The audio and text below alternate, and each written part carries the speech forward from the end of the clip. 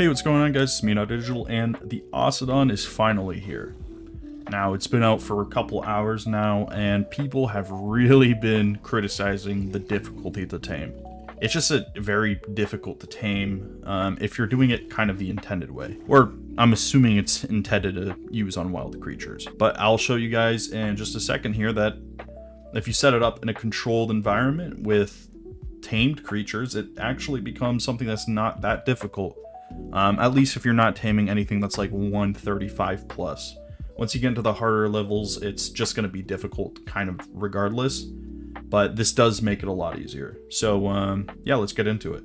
Alright, so a little intro bit done. Let me just show you what you actually need to get ready. So I'm currently on the Valguero map, and there's this nice flat open spot over here. I'll open up the map, and here are the chords, 6.7, 6.4. You can just bring them right through here if it's nearby. If not, there are some grass plains near the eastern side there, and you can bring the Ossidon there if you'd like as well. But that's for spots, I guess. The next thing you'll want prepped is some sort of tanky creature. Now, some people are saying trikes are the best. Some people are saying pachyrhinos, but I'm just sticking with carbos because I want this to be achievable for just about any player. And these are all primitive saddle carbon enemies right here. So primitive, and they're level 100 tames. So nothing's going to be too crazy. So we get like 5k health. Check this one, 4k. And you'll see that this is like completely achievable with just these guys. Now, like the title says, this is Ossidon taming made easy. But that's in comparison to regular taming. This thing's still a pain to tame. I'm going to go ahead and look for one, and if it ends up being just a low level, that's kind of what I'll bring over. Just, for the video's sake. But keep in mind, if you were taming a 150, this is going to be a huge, huge hassle. So just be prepared. Alright, so there's one over here. I'm just leading it over to the cave. I figured this would just be the easiest way. If it's not following you, just make sure to kill everything else, around. So he's rolling in here now. I'm just going to put the gun away.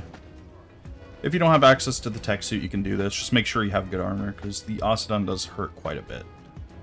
So we're just going to bring him over to our carbies. I have them split into 2 stacks of 5, because the snowball can only hold up to 5. So we're just going to hit him until he gets stunned, using shocking shrink darts with an ascendant long neck, so it's a little bit easier.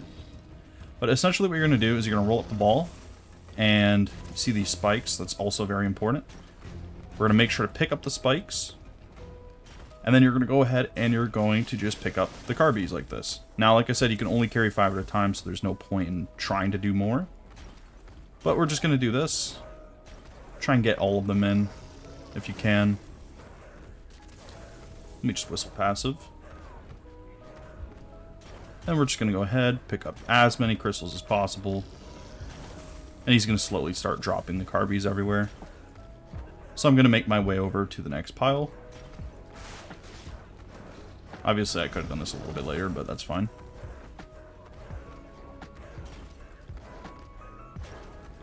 Now, I did pick carbies because they are slow. I just want to whistle them passive because I don't want them to actually hurt this guy that much. As you can see, his health is not the highest. This is level 60 and his health's already getting tanked by, what was that, 2 carbie bites? So not the best there, but we're going to go ahead and just pick up more carbies. And it should be good right here. Oh.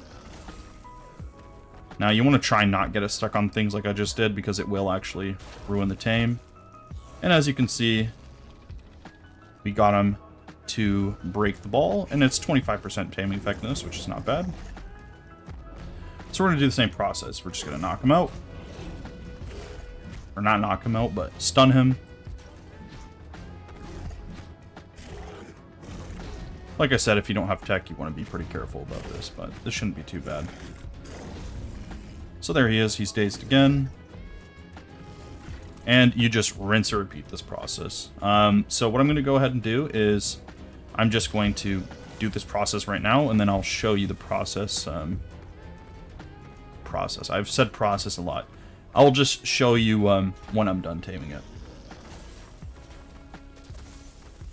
You know, I was going to show you at the very end, but honestly, just goes to show how much simpler it is if you control the environment it's in.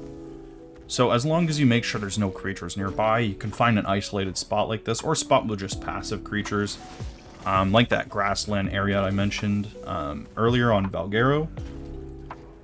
It's not too bad. You just find a spot that's not filled with creatures that want to kill it. So I found a spot with Diplodocus and PTs and galleys, and that was about everything that was there. So if you can find something like that, then it will definitely make your life 10 times easier. One more thing to note is actually to not shoot it in the head. That's because it will just knock it out far less effectively. It has some sort of damage reduction, kind of like a trike, so just make sure you don't do that. Alright, so we're just about done. Just want to get another creature in the ball. And then what we need 2 more, so we just gotta wait for 2 more to fall out. One should be falling out here just soon. Perfect. And then we'll just go grab one of the last carbies, and then everything should be fine. Alright, this should be it right here. Oh wow, 99.8. Alright, well, I guess I'll be done when it's done, for real. Alright, there we go. It's knocked out here. Or knocked in. I don't know what you'd say, it's staggered, I guess. That makes the most sense. There we go.